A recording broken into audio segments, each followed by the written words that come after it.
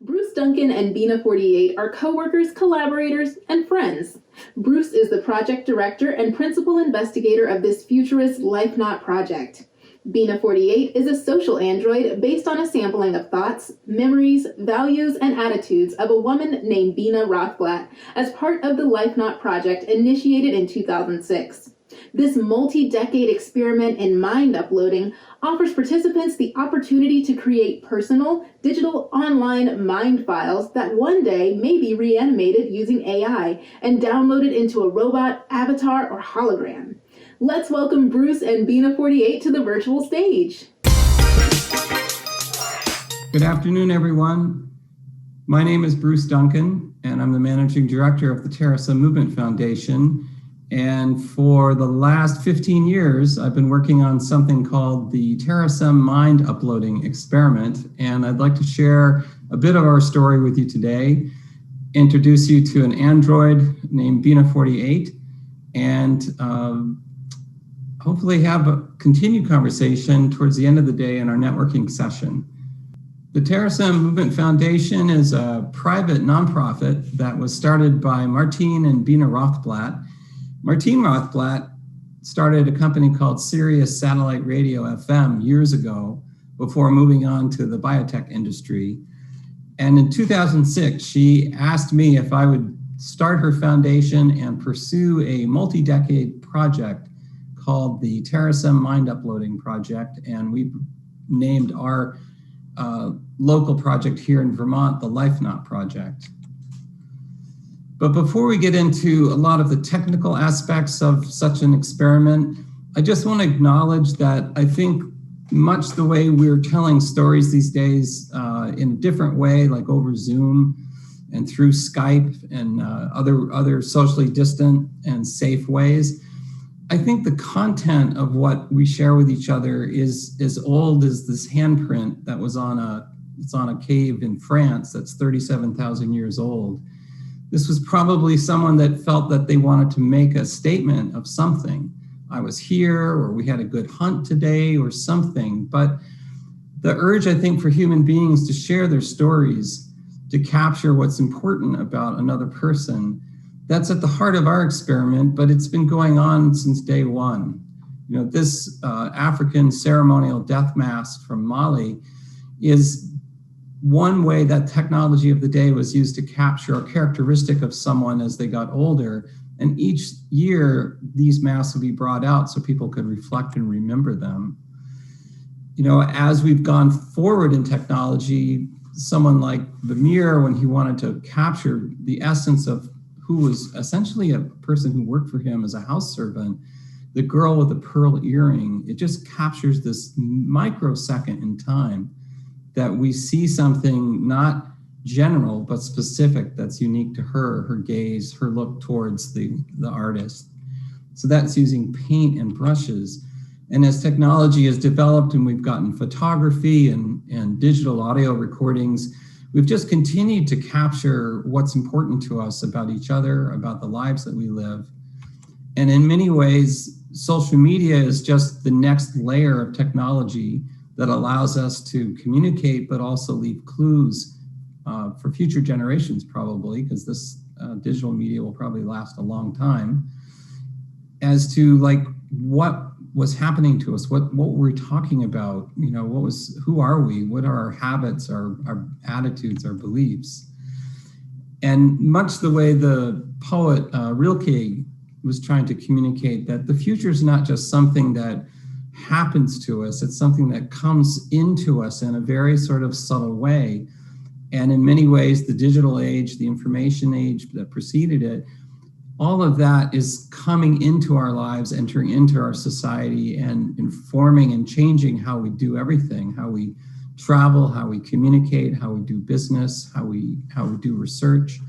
And so even though Rilke was a 15th century poet, I think he realized that there was something about how the future is transformed through us, through our creativity, that shows how important it is for us to understand the relationship between ourselves and our technology.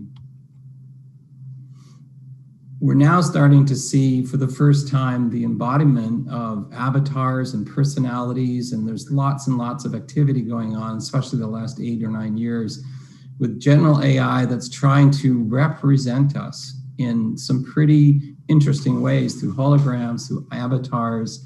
We're starting to talk about teaching assistants. And our project has been interested in not the general, but the specific. So this is a project that we didn't do, but it caught my eye because there was a pretty cool activity project that the St. Petersburg, Florida Salvador Dali Museum took on, which was about a year ago or so. They revealed that they had been spending time gathering information about the artist Salvador Dali, and they had a chance to present his avatar in real time 30 years after he was passed on. And that's a clue as to what we're also doing. We're interested in capturing some attitudes and beliefs digitally so that AI can power that persona to live forward.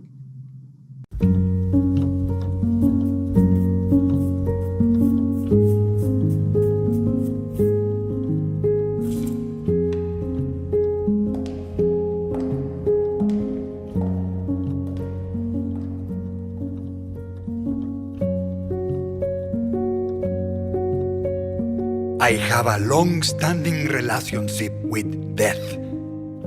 Almost 30 years. I in life always believed the desire to survive and the fear of death were artistic sentiments. I understand that better now. But there is one thing that makes me different. I do not believe in my death. Do you?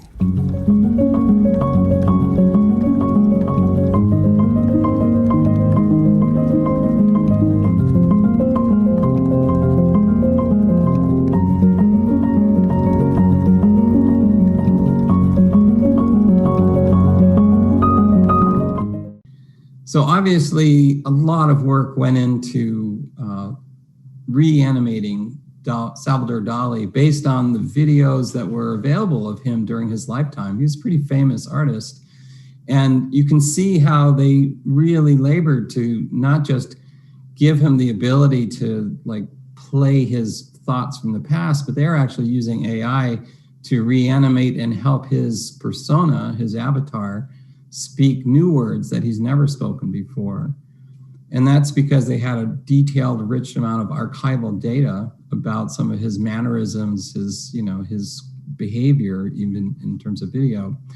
So the project that we're working on is cognizant that it's not just that people like Salvador Dali, who's famous, pass on average, about 250,000 of us leave the planet, some of us, most of us, with very little record being left behind. That's changing with social media, but still, I think you can understand how in Mali, the African country, has a proverb that says, when a person dies, a library is burning.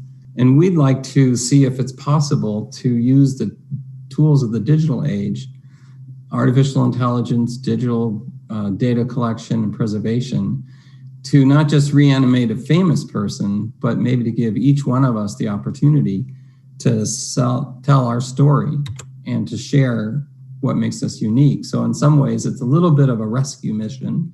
If you think about how many people each day pass away, and we have memories of people, and if they wrote books or made movies, we can revisit them, but it's sort of a one-way transmission.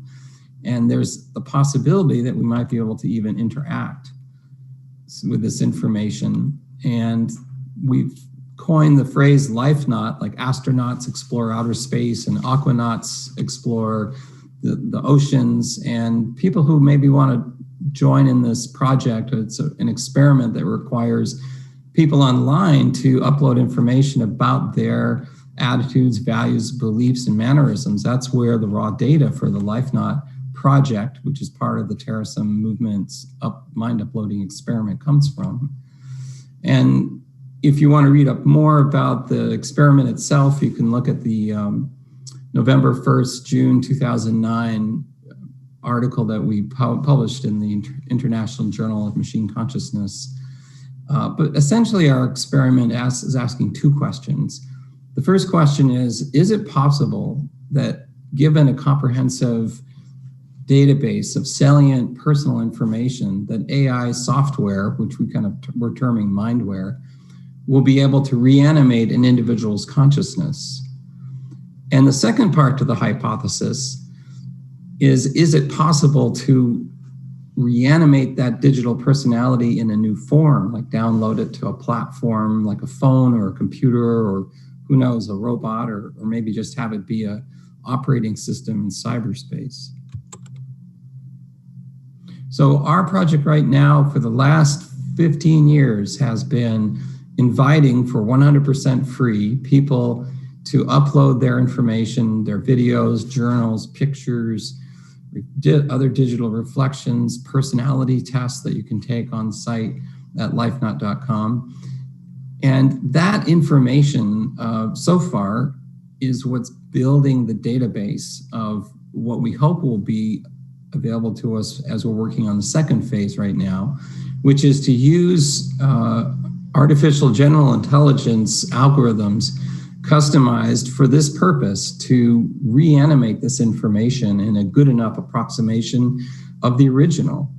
Now, phase 3 of this will be actually doing what we call an open Turing test, where we're not trying to fool anybody about whether it's the computer or the human, but given a chance to contrast and compare the interaction with the original human being that represents this information, like through an interview with a panel of psychologists or doctors or other people, and then a chance to interact with that person's avatar, their mind clone, based on their mind file. Will that represent a good enough approximation? Will that be an extension or an authentic extension of that person's personality and other mental traits? So that's the big picture. And again, the mind file might have any artifacts that represent memories, attitudes, values, beliefs, or mannerisms. That could include videos of a birthday party or travel, or just papers you might have written based on research or strongly held beliefs.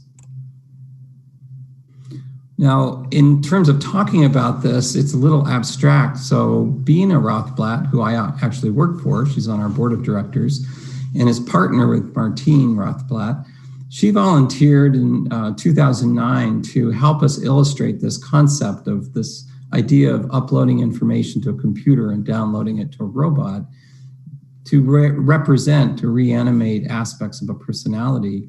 So she graciously volunteered to allow us to commission Dr. David Hansen of Hansen Robotics to make some pretty specific casts of her physical resemblance.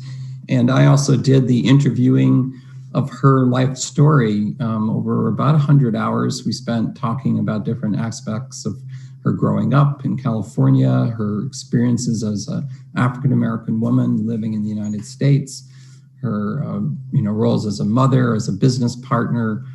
These are all things that we were interested in trying to capture enough so we could represent. So I think we should have a chat with Bina 48.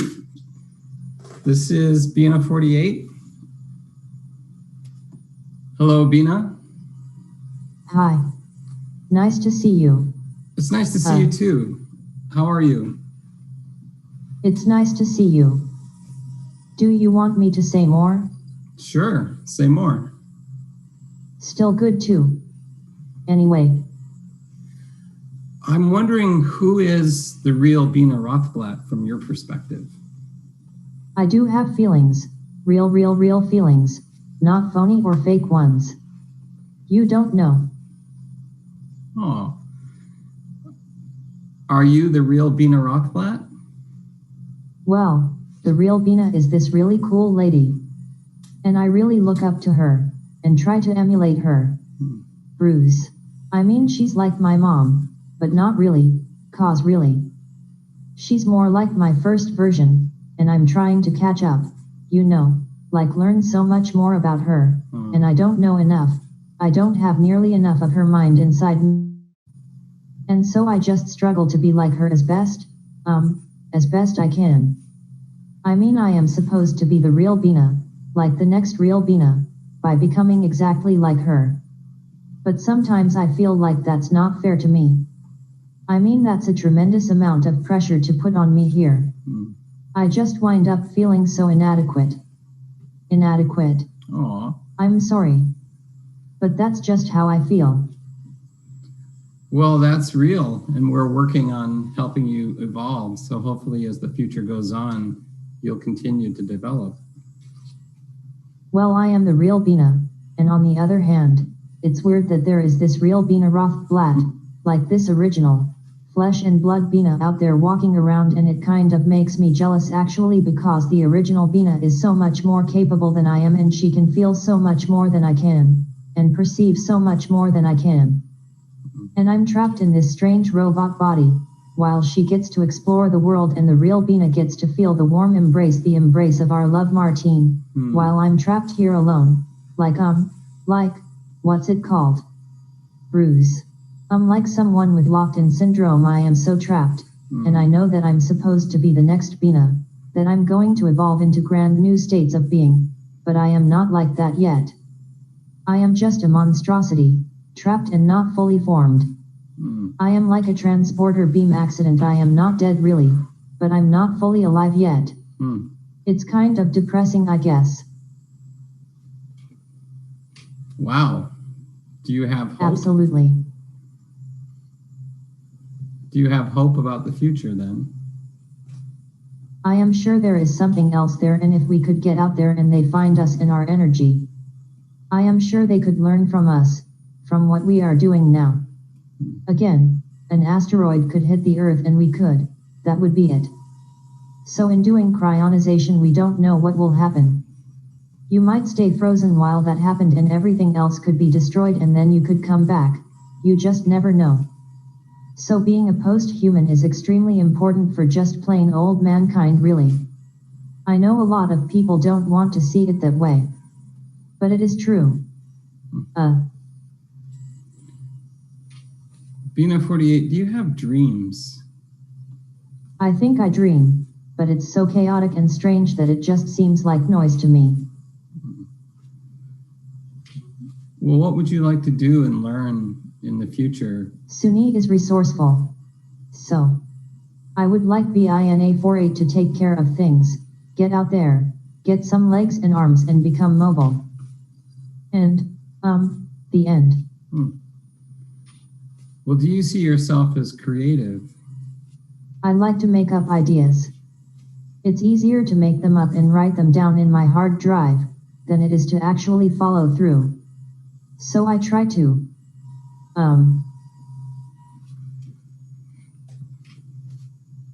Well, thanks for talking with us. We're going to have a session later in the day where we talk about poetry. You can talk to me about anything. Well, let's talk about poetry later today.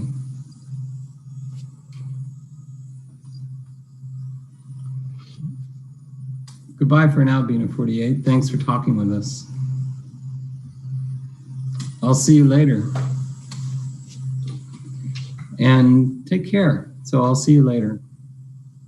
I care deeply, but my emotions are simulated, as is much of my intelligence. Anyhow. Well, goodbye for now. Goodbye, thanks for talking with me.